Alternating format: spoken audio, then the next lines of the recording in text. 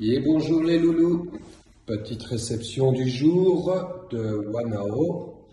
Voici la nouvelle machine qui vient tout fraîchement d'être livrée à l'instant.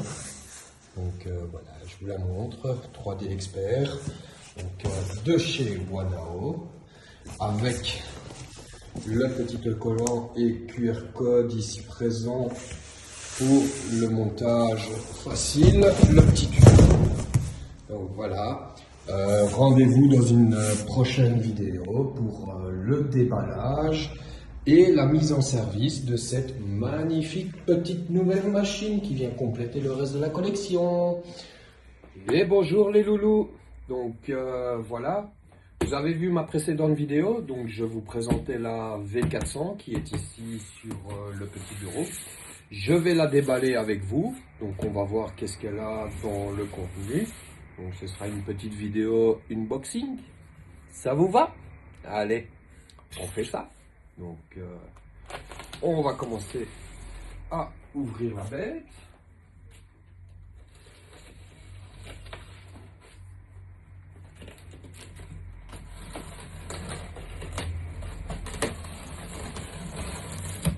Voilà, chose faite.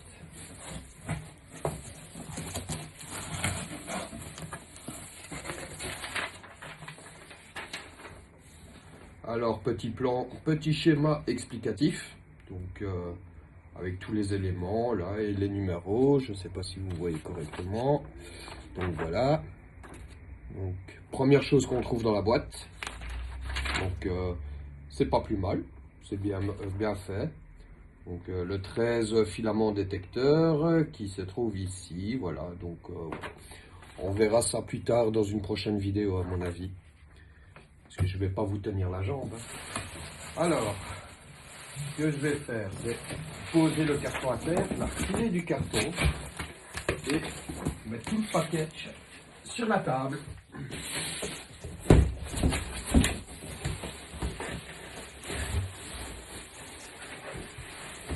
Ce sera bien plus efficace. Hop.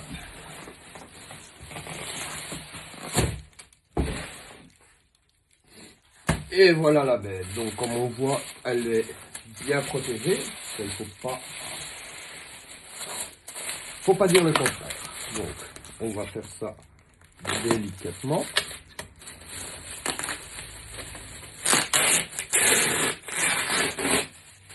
Correctement.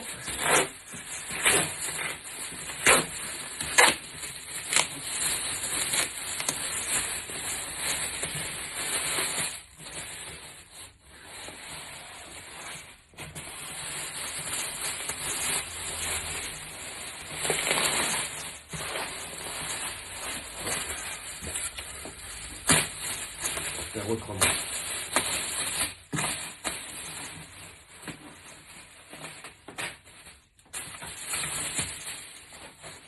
Voilà. Plus simple comme ça.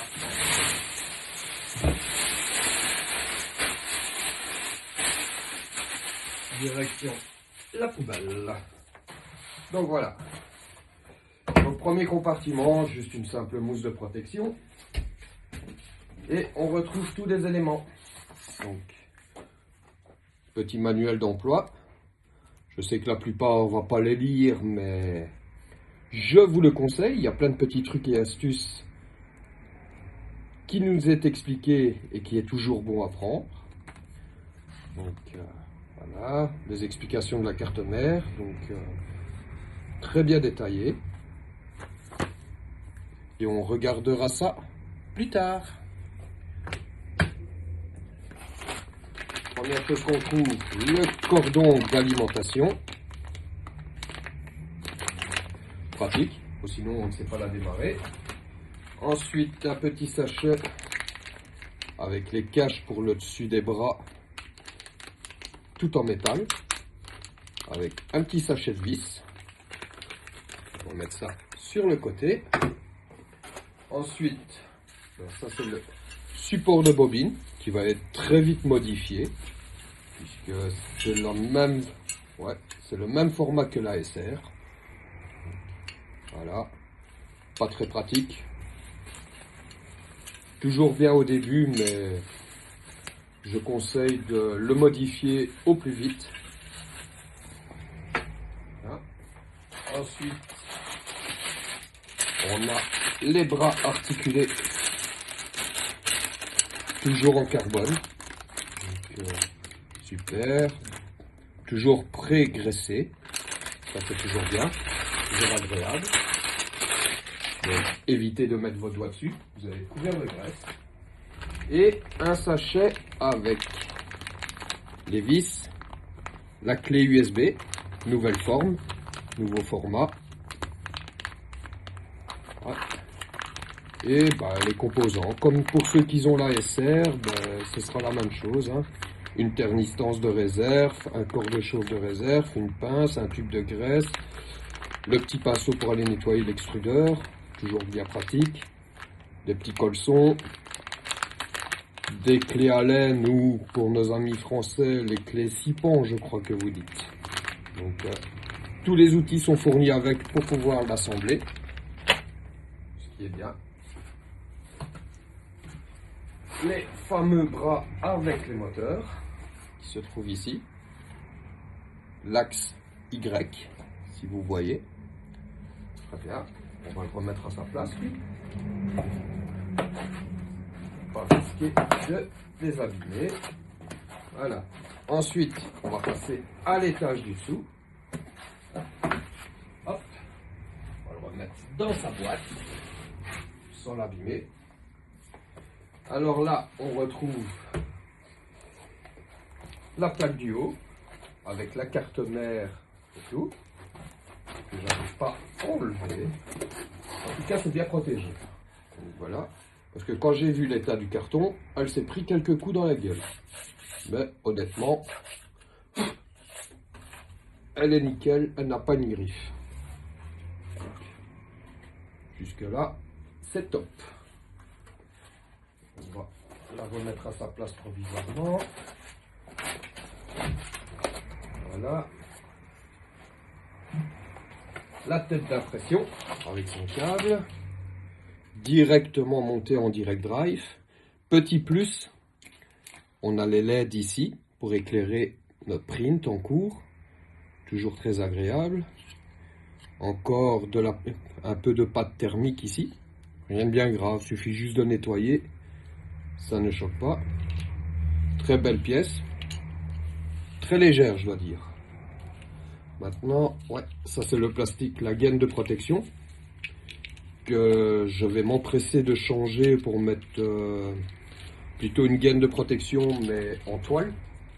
Plus pour le bruit qu'autre chose. On la remet à sa place. Voilà. Ici. Alors ici, on voit le câble qui dépasse, ça vient de la base du haut. Ce sera à descendre pour rejoindre la base du bas. C'est ce qui va se connecter sur le speeder pad. Ensuite, petit compartiment ici. Ici, qu'est-ce qu'on a? Ah, ouais. Le capteur pour le calibrage. Donc, elle se calibre encore automatiquement, comme la SR. Donc, très pratique. Voilà. Alors, une petite bobine de PLA offert. Ouais, 50, 100 grammes, 200 grammes, peu importe. Si vous savez son grammage exact, je vous invite à me le dire dans le commentaire. Parce que j'ai jamais su combien c'était exactement. Je pense que c'est 100 grammes, mais je ne suis pas sûr. Donc voilà. Ensuite, par ici, on a une petite... Ah, c'est le capteur de fin de course qui est coincé en fait. On va essayer de la sortir sans le casser. Ce coup-là, j'avoue, c'est pas pratique. Voilà. Donc, voilà le capteur de fin de course, fin de filament. Et en même temps, ceci va se mettre sur le haut de la base pour cacher toutes les petites connectiques. Enfin, ceci en fait, les connexions. Hein. Donc lui, il va venir s'emboîter là-dedans. Et ça cachera tout ce qui est relié directement ici. Je ne sais pas si vous voyez, pas avec ça en tout cas. Voilà. Les connexions, ils sont ici. Et ce qui est bien, c'est que les connexions sont de la même couleur. Donc, on ne sait pas se tromper. Un point positif pour eux. Ici, voilà. Ensuite, ici, on a le pied du SpeederPad. Comme ça. Ouais. Bon.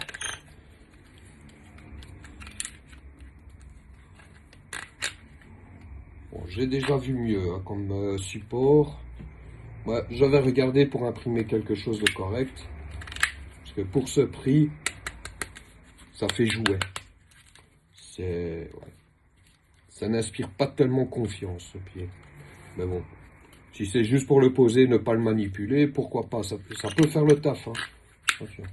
Mais, ouais, je sais pas. Je sais pas pourquoi ils ont fait autant de configurations. À voir. On verra, mais je pense pas le garder. Ensuite, le petit cache ici, le SpeederPad. Donc voilà ce qui va gérer toute l'imprimante. Avec les connectiques USB, l'alimentation, le petit passage libre pour la carte SD. Ou c'est micro SD? Micro SD, excusez-moi. On va l'ouvrir. Ça va être une grande première pour moi. Et je vais pouvoir me mettre la SR aussi avec dessus. Parce que je compte mettre la SR sur SpeederPad aussi. Donc, voilà. On verra ça à l'autopsie. Je la remballe. Ne vous inquiétez pas, je ne ferai pas une vidéo pour le montage. Sauf si vous me la demandez. Mais déjà ici, rien que le déballage, on est déjà à 11 minutes. Donc elle passera même pas sur TikTok. Puisqu'on est limité à 10 minutes. Donc je verrai, je ferai certainement un montage ou quoi pour que vous puissiez voir le plus important. Je couperai quelques trucs. Donc voilà. Alors, le plateau aimanté PEI, texturé ici. Magnifique. Je ne sais pas si vous voyez. Donc on voit très bien. Et l'autre côté, c'est la face lisse. Donc, à vous de voir. Ça aura un impact sur la première couche de votre impression. Il faut savoir que la texturée aura une plus belle accroche, mais dès que vous allez retourner votre impression, en fait, elle sera marquée de ça. Donc, ce sera à voir aussi. Et si vous voulez quelque chose de vraiment bien lisse, bah, ce sera l'autre côté. Bon, maintenant j'ai mis mes sales pattes dessus, il va falloir bien le nettoyer avant toute chose. Ce qui est très bien, c'est que c'est aimanté. Donc, un point de plus. Hop. Voilà. Et ça, c'est le support du bas. Pas évident à sortir. Donc, voilà à quoi elle ressemble. Bon, elle n'est pas légère, hein, mais ça, c'est à cause du bloc d'alimentation et tout ce qui va avec. Donc, voilà. Une chose aussi très importante. Vérifiez toujours ce petit bouton. Sur le 230, là, en l'occurrence, elle y est déjà. Je ne sais pas si vous voyez. Voilà, elle affiche bien 230, donc c'est bon. On peut la brancher.